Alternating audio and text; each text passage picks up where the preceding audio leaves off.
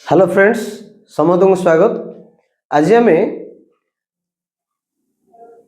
10th class रो Odisha BSc board रो 10th class रो एक विषय वस्तु आलोचना करिबा। यह मध्य युक्त 2 कला छात्र दिपिलामय मध्य सिलेबस रे मध्य या रही। कि आज हम प्रमुख आलोचना से दशम पिला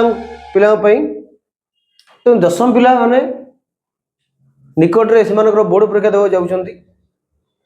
तेणु दशम पिलांकर जो इतिहास विषय वस्तु अच्छी से राजनीति विज्ञान अच्छी।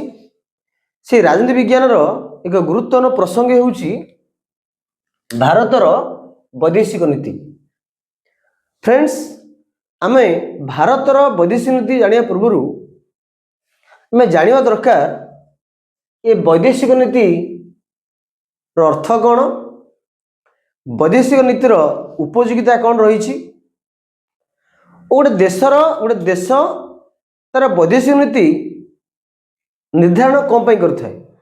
ता वैदेशिक नीति द्वारा गोटे राष्ट्र कौन लाभ होता है।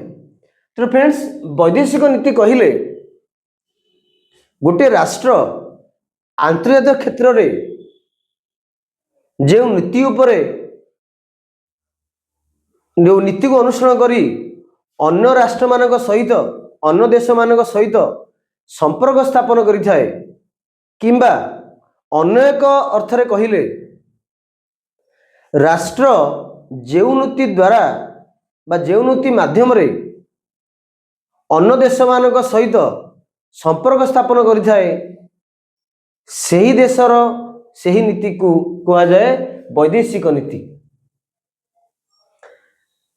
साधारणतः भाव देखियो पाइबा वैदेशिक नीतिर प्रत्येक देशर वैदेशिक नीतिर प्रमुख लक्ष्य होउची जातीय स्वार्थ हासिल। गोटे देश वैदेशिक नीति निर्धारण करिथाए तार जातीय स्वार्थ हासिल करिया पे। जातीय स्वार्थ पर कौन? जातीय स्वार्थ कहिले तार भौगोलिक अखंडता, आर्थिक विकास एवं तार जो एकता अखंडता सहित रहिला ताकू बजाय रखिबा होउची तार जातीय स्वार्थ।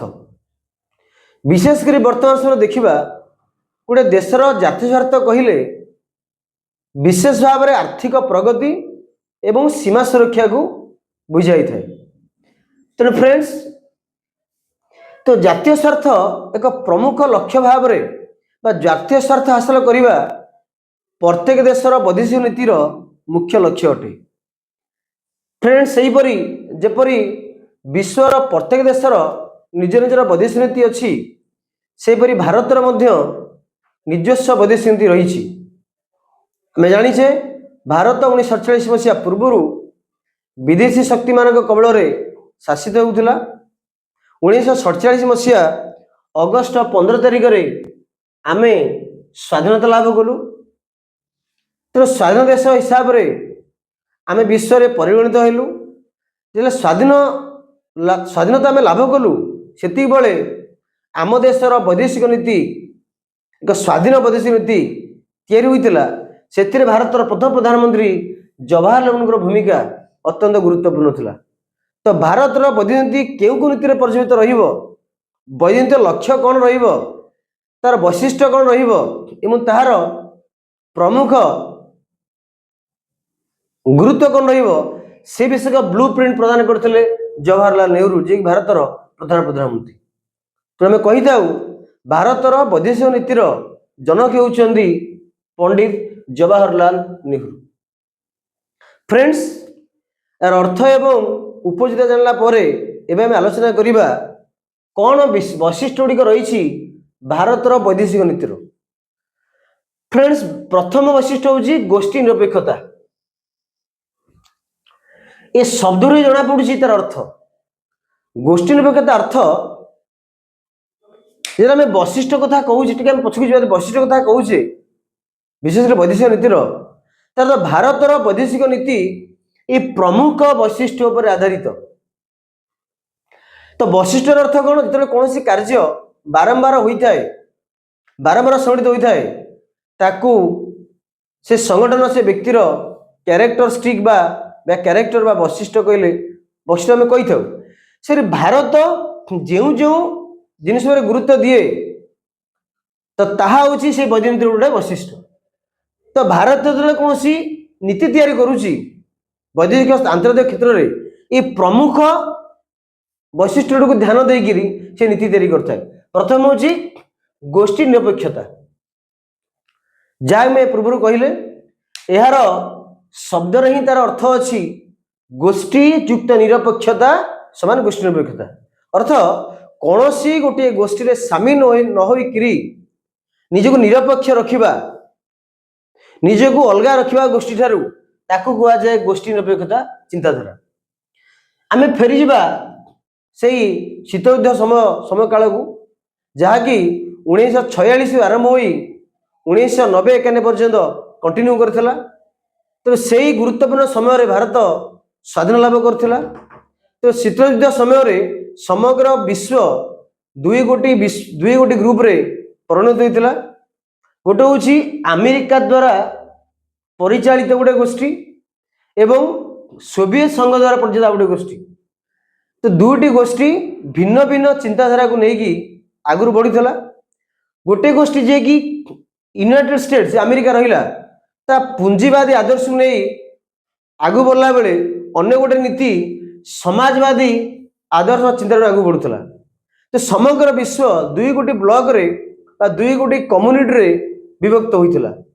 तो भारत को सेतबेले उभय सोवियत रूस एवं अमेरिका दुई जन चाहिए तांको आड़ को आनिया पई किंतु भारत एठारे निरपेक्षता अवलंबन करथिला।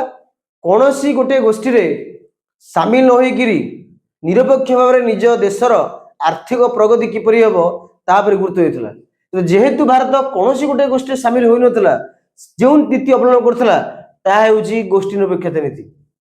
तेणु गोष्ठी निरपेक्ष नीति धीरे धीरे भारतर वैदेशिक नीतिर प्रमुख वैशिष्ट्य हो गला। वर्तमान समय आम कौन गोष्ठी सामिल होकर निरपेक्ष भाव में आम चिंता करुचे। जेपरी वर्तमान समय यूक्रेन एवं रशिया भितर युद्ध चली यही समय भारत कौन गोटे देश सहित डायरेक्टली इनवल्व न होकर दुई देश को शांतिपूर्ण भाव दुई देश को परामर्श दौची शांतिपूर्ण भाव में समस्या समाधान करने इजराइल पैलेस्टाइन युद्ध।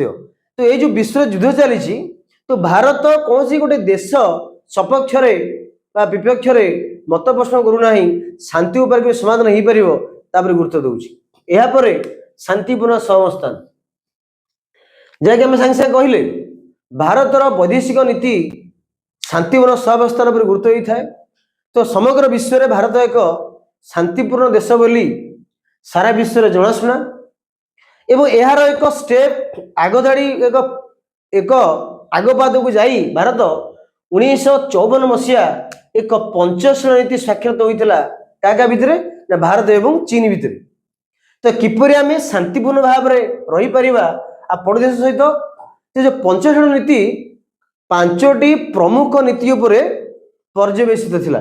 से पांच नीति कौन ना प्रत्येक देशर बा प्रत्येक राष्ट्र अखंडता एवं सार्वभौमत्व प्रति गुरुत्व देवा सम्मान देवा पारस्परिक अनाक्रमण आभ्यंतरण व्यापार में हस्तक्षेप न करिबा साम्य एवं पारस्परिक उपकार करिबा पांच रे शांतिपूर्ण सहावस्थान करिबा। ये प्रमुख पांचटी नीति उपरे पंचशील पर्यवेसित। तो पंचशील कहले पांचटी नीति उपरे पर्यवेसित जहाँकि 1954 मसीह भारत एवं चीन मध्य स्वाक्षरित होता। जदियो ये पंचशील नीति दुईटे एक बायलेटराल टॉक थिला एक दुई देश को लेकिन दुई देश मध्य एक स्वाक्षरित होता किंतु भारतर वैदेशिक नीति रे एक गुरुत्वपूर्ण भूमिका रही भारत वैदेशिक नीति तैयारी करेंगे। तो जितेबाला भारत कौन सी देश संपर्क प्रतिष्ठा करता सब चाहिए शांतिपूर्ण भाव में विश्व में सहवस्थान करने विश्व में शांति प्रतिष्ठा करने जितेबाला ब्रिटिश राष्ट्र भारतर परामर्श नवा चेष्टा कर भारत तार परामर्श प्रदान कर विश्वर सु समस्या को शांतिपूर्ण भाव में समाधान हो गुरुत्व दी। साम्राज्यवाद विरोध मैं जानी दीर्घ बहुत दिन धरी अनेक दिन धरी भारत साम्राज्यवादी शासन द्वारा शासित होउथिला। तो साम्राज्यवाद से शोषण भारत निजे हृदयंगम करिछि। तो समग्र विश्व जो साम्राज्य विरुद्ध आंदोलन होइछि भारत सेठारे प्रमुख भूमिका ग्रहण करिछि। तो साम्राज्यवाद को भारत सब चाहिए विरोध करते।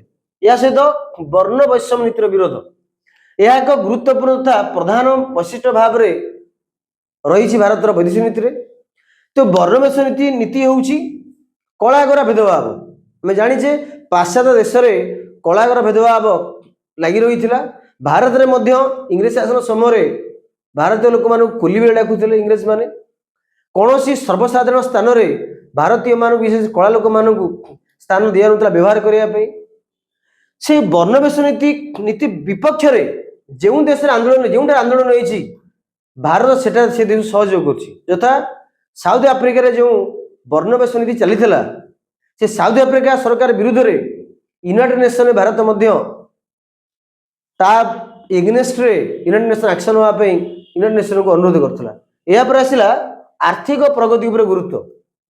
भारत सब चाहिए देशर आर्थिक प्रगति। आम कहले जपरी भारत शीतल युद्ध समय सोवियत रूसिया और यूएस चलता जो गोष्ठी नीति अवलंबन करता देश आर्थिक विकास करने सेपरी आर्थिक विकास करने भारत वैदेशिक प्रमुख उद्देश्य प्रमुख वैशिष्ट्य। जाचे भारत प्रधानमंत्री राष्ट्रपति भिन्न भिन्न देश जाता भर संपर्क स्थापन करने विशेषकर फॉरेन ट्रेड फॉरेन इन्वेस्टमेंट कि आम देश को आसो आम देशर कि जिन अन्य देश को सहज जापर एक्सपोर्ट इम्पोर्ट पॉलिसी ठीक चलो तापर गुरुत्व भारत दी था। यापर आंतर्जातिक संगठन सहित सुसंपर्क जाचे पूर्व आलोचना कले समग्र विश्व में भारत एक शांतिपूर्ण देश भाव में गणा जाए। तेणु भारत सब चाहिए आंतरानुष्ठान विशेषकर यूनाइटेड नेशन को यूनाइटेड नेशन जो कह जाए मिलित जातिसंघ को सब सहयोग करए। विश्वर जेकोसी जगार पीस कीपिंग फोर्स जाती शांति प्रतिष्ठा करने भी सैन्य जाती भारतर सैनिक से सामिल हो विश्व जो बहुत असुविधा रही समाधान कर भारत से सैन्य को प्रेरण करए। तो यहीपरि भाव में भारत वैदेशिक नीति आलोचना कलु जहाँकि प्रमुख भाव में दशम श्रेणी पिला उद्दिष्ट थिला। भावुँ निश्चित भाव में आपण मानक निश्चित भाव में यह सहयोग करिवो। आपण माने जदि एथरु किसी फायदा पाउछंती किसी नॉलेज गेन करूछंती निश्चित भाव में आपण यह सांग सहित शेयर करेंगे। एवं दशम पिला मानक विशेष अनुरोध से इतिहास विषय हो राजनीति विज्ञान विषय हो न बसिकी बुझा दरकार। जदि आम बुझीपर निश्चित भाव में आम भल लिखिपर और फंडामेंटाल नॉलेज गेन कर। तो आशा अच्छी ये क्लास आपको भल लगी। तो जो मैंने यही चैनल को नुआ कर देखुं से अनुरोध यह सब्सक्राइब करूँ एवं आम आपण मान सांग मान सहित शेयर करूँ एवं यार ये जो कमेंट बॉक्स रे आपणकर मत प्रदान करूँ। Thank you.